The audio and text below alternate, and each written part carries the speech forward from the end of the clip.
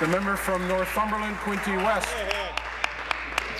Mr. Speaker, my question's to the Minister of Education.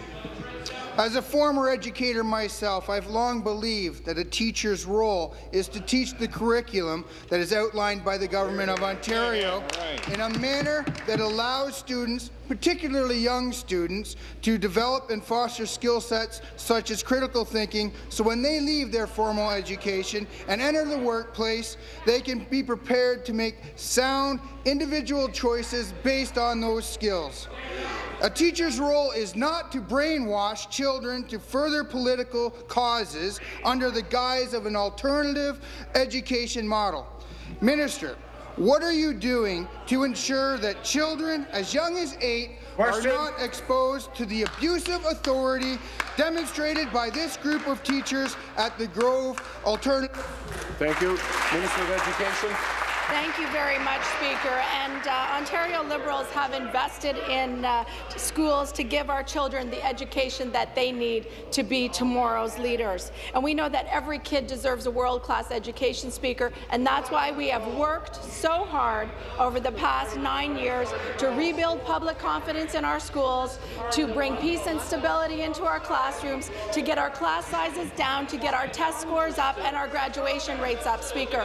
We are very proud of what is happening in our schools across the province, Speaker, and we believe that our students deserve the very best. And I know that in the supplementary I'll have an opportunity to speak more directly to the Grove Community School, but at its heart, it is a school where community and volunteerism is highlighted, Speaker, and we believe that is a critically important issue. Thank you. Supplementary.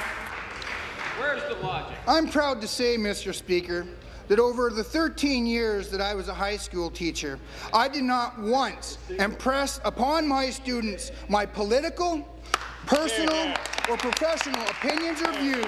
That's integrity. What occurred at the Grove Alternative School was an abuse of power by those entrusted in a profession that molds the minds of our most precious and impressionable resource, Mr. Speaker. As a teacher, I'm appalled a fellow educator would take advantage of our children. Minister, what are you doing to ensure our children are safe from the abusive learning environment that occurred at the Grove Alternative School? Good question. Minister of Education. Thank you very much, Speaker.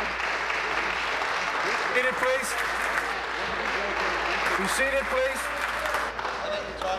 Thank you very much, Speaker. The member opposite would know, as a teacher and someone engaged in the education process, that locally elected school boards are responsible for developing the programs and policies that suit their unique communities.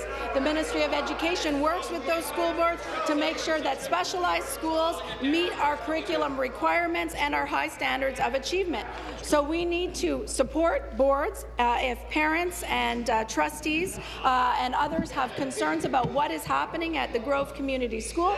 It is the elected trustees that are best positioned to examine this issue, and the member, as someone in the teaching profession, would know that. But I do encourage parents to talk to their school boards and share their concerns. That's the appropriate avenue to do that, Speaker. Local voices in our school boards are critically important because they know their local community, and that is the structure that we have had in place for many years. This is good. Your question.